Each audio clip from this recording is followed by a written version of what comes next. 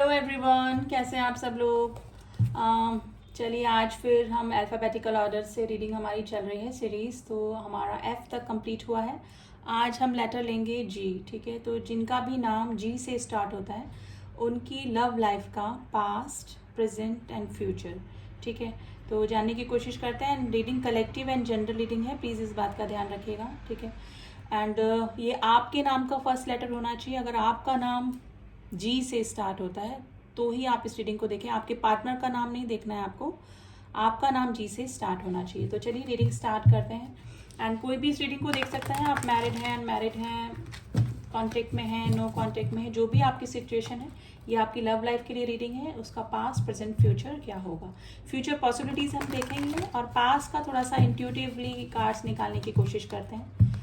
तो चलिए, पास्ट के लिए मैं इस डेक से कार्ड निकालूंगी। तो पास्ट के लिए पहले कार्ड निकालते हैं कि पास्ट में आपकी लव लाइफ का क्या सीन रहा, क्या हुआ।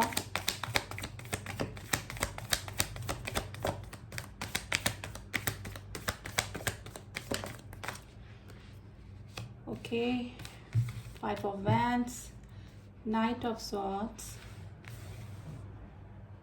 And page of cups. Bottom of the deck आया है नाइट ऑफ वैंड्स। देखिए, अट्रैक्शन काफ़ी रहा आपके इस रिलेशनशिप में। शुरुआत में काफ़ी अट्रैक्शन रहा।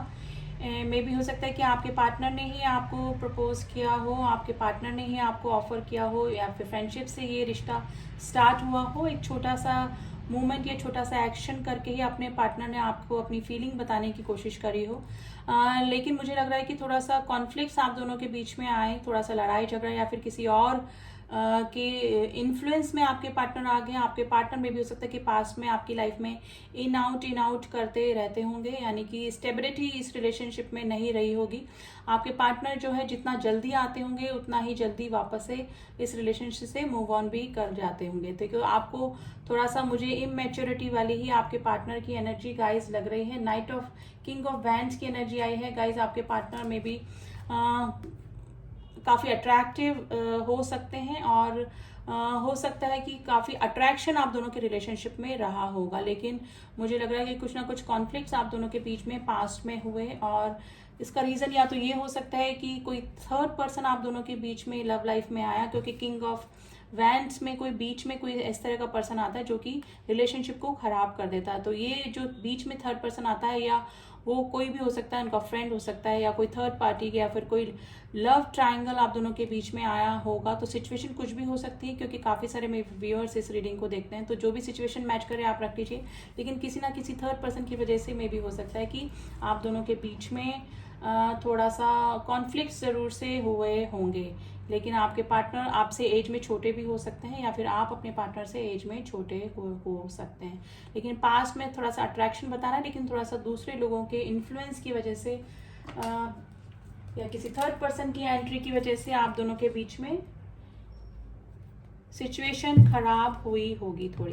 अब देखते हैं कि प्रेजेंट में आप दोनों के बीच में क्या चल रहा है। आपके पार्टनर थोड़ा सा मुझे इमेच्योरिटी वाले ही लग रहे हैं, यानी कि थोड़ा सा रिलेशनशिप को सीरियसली नहीं लेने वाले लग रहे हैं। यानी पास में उन्होंने हो सकता है कि इस रिलेशनशिप को थोड़ा सीरियस नहीं लिया, थोड़ा गोइंग विद द फ्लो ही जाते रहे, यानी कि जो हो रहा है होने दो।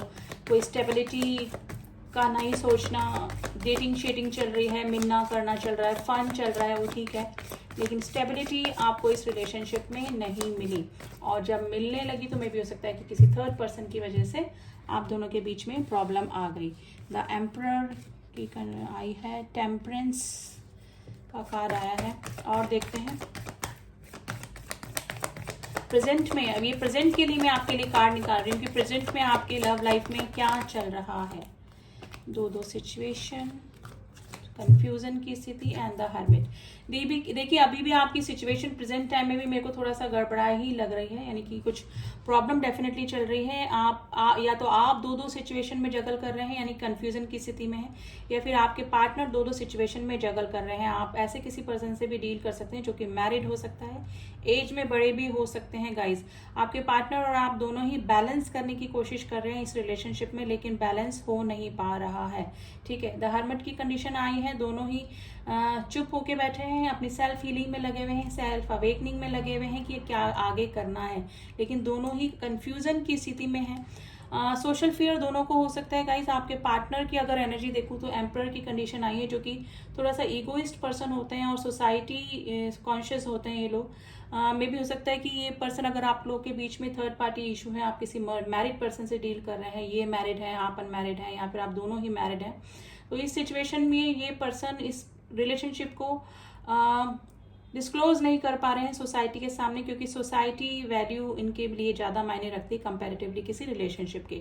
तो ये सिचुएशन आप दोनों के बीच में लग रही है, कंफ्यूजन की स्थिति में है ये पर्सन डिसीजन ले सकते हैं, लेकिन थोड़ा सा एम्परर की पोजीशन आई है, जो कि सोसाइटी के सामने थोड़ा सा रिलेशनशिप को कम ही आंकते हैं। लेकिन ये कोई बीच का रास्ता निकालने की कोशिश कर रहे हैं, जिससे कि आपके साथ में भी रिलेशनशिप बना रहे और इस पर्सन के को कोई सोशल फेयर या फिर सोशल किसी नेगेटिविटी को अभी फेस नहीं करना पड़े। तो ये सिचुएशन आप दोनों के बीच में मुझे लग रही है। आप भी मे भी हो सकता है कि दो चीज़ों में जगल कर रहे हैं, ऑलरेडी आप भी किसी रिलेशनशिप में हो सकते हैं। तो प्रेजेंट टाइम में दोनों की तरफ से ही बैलेंसिंग की कोशिश चल रही है, लेकिन बैलेंस करने में आप, मुझे लग रहा है कि नहीं कर पा रहे हैं। अवेकनिंग दोनों की चल रही है, आप दोनों सोच रहे हैं कि इस रिलेशनशिप से मूव ऑन किया जाए या फिर इस रिलेशनशिप में बैलेंस करके बना के रखा जाए, रहा जाए। तो ये सिचुएशन मुझे लग रही है। और अगर आप किसी ऐसे पर्सन से डील नहीं कर रहे हैं जो कि मैरिड नहीं है, कोई थर्ड पार्टी इशू आप दोनों के बीच में नहीं है, तो आप दोनों की लव लाइफ में कोई इस तरह का पर्सन, उनके फैमिली में कोई इस तरह का पर्सन हो सकता है, कोई उनके फादर लाइक फिगर या कोई ऐसा कोई स्ट्रिक्ट पर्सन हो सकता है, जो कि जिसकी वजह से आपके जो पार्टनर हैं वो आपको कमिटमेंट नहीं दे पा रहे हैं, या फिर आपके रिलेशनशिप को एक्सेप्ट नहीं कर पा रहे हैं। दो चीज़ों में जगल कर रहे हैं, परिवार या आप, या फिर सिचुएशन या आप। तो बैलेंस करने की कोशिश तो कर रहे हैं, लेकिन आपको लटका के रखा हुआ है, कंफ्यूजन की स्थिति में भी हो सकते हैं। अभी आप लोग के बीच में नो कॉन्टेक्ट की सिचुएशन भी हो सकती है गाइस, ठीक है। तो दोनों ही इशू मैंने आपको बता दिए। अगर थर्ड पार्टी इशू है तो ये प्रॉब्लम है, और अगर कोई फैमिली में इस तरह का पर्सन है तो डेफिनेटली आपके पार्टनर बैलेंस तो करना चाह रहे हैं, लेकिन प्रेजेंट टाइम में भी बैलेंस नहीं कर पा रहे हैं, ठीक है। आपको कोई क्लियरिटी नहीं दे पा रहे हैं। अब फ्यूचर के लिए गाइस देख लेते हैं कि आपकी रिलेशनशिप में क्या हो सकता है, यानी कि एंजल आपको क्या गाइड कर रहे हैं कि आपको क्या करना चाहिए फ्यूचर में। अगर आपकी लव लाइफ में कुछ एक्शन होता है या फिर कुछ भी होता है, तो एंजल आपको क्या बोल रहे हैं, तो चलिए देखते हैं।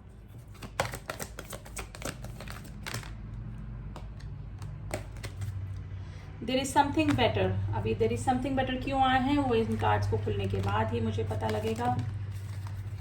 This is no here from now you are ready. देखिए, आपको मूव ऑन करने का एंजल बोल रहे हैं, क्योंकि कार्ड इस तरह से ही निकल के आए हैं। नो का कार्ड आया है। अभी आप कोई भी डिसीजन ना लें, या फिर इस रिलेशनशिप के लिए एंजल आपको मना कर रहे हैं। सक्सेस का कार्ड आया है। अगर आप अपने करियर पर ध्यान देंगे तो आपको अभी सक्सेस मिल सकती है। आप इस रिलेशनशिप से ध्यान हटाइए, अपने सक्सेस पे ध्यान दीजिए, और इस किसी नेक्स्ट रिलेशनशिप में भी जाएंगे तो आपको सक्सेस मिल सकती है। यू आर रेडी, आप हर चीज के लिए रेडी है। आप मूव ऑन करना चाहते हैं, मूव ऑन कीजिए इस रिलेशनशिप से। Year from a now there is something better. आपके लिए जो भी कुछ आगे आने वाला है वो अच्छा ही होगा। अगर ये पर्सन आपको इसी तरह से लटका के रखा हुआ है, या फिर दो सिचुएशन में आपको जगल करवा रहे हैं, अगर ये स्टैंड लेते हैं आपके लिए तो ठीक है। आप हर चीज़ के लिए रेडी हैं, यानी आप जो भी सिचुएशन आएगी आपके सामने, आप फेस करने के लिए रेडी हैं। लेकिन अभी आपको कोई भी डिसीजन नहीं लेना है इस रिलेशनशिप के बारे में। आप अपनी सक्सेस पे ध्यान दीजिए, और देयर इज समथिंग बेटर। आप जो भी डिसीजन लेंगे वो आपके लिए अच्छा ही होगा। अगर आप मूव ऑन करके किसी नेक्स्ट रिलेशनशिप में जाते हैं, देखिए अगर काफ़ी लंबे समय से ये रिलेशनशिप अटका पड़ा है तो आप मूव ऑन कर सकते हैं, क्योंकि कुछ जो भी आगे आने वाला होगा वो रिलेशनशिप आपको सेटिस्फेक्शन ही देगा और कुछ अच्छा ही होगा। और अगर आपने अपने करियर के लिए अपना ध्यान डाइवर्ट किया है इस पर्सन को लेकर, तो जो भी होगा आपको सक्सेस ही मिलेगी, और जो भी होगा वो अच्छा ही होने वाला है। तो करियर से रिलेटेड भी और किसी और रिलेशनशिप में मूव ऑन करने की से भी रिलेटेड अगर कुछ आप सोच रहे हैं तो वो अच्छा ही होने वाला है, ठीक है। तो फ्यूचर के लिए आपके लिए काफ़ी अच्छे कार्ड निकले हैं गाइज। आप क्लेम कर सकते हैं इस रीडिंग को। एंड रीडिंग कैसी लगी आप मुझे बता सकते हैं। जो न्यू व्यूवर्स हैं please do subscribe my channel, और जिन्होंने किया हुआ है उनका थैंक यू सो मच। मिलती हूँ आपसे नेक्स्ट रीडिंग में, तब तक के लिए ओम साई राम, ओम नमः शिवाय।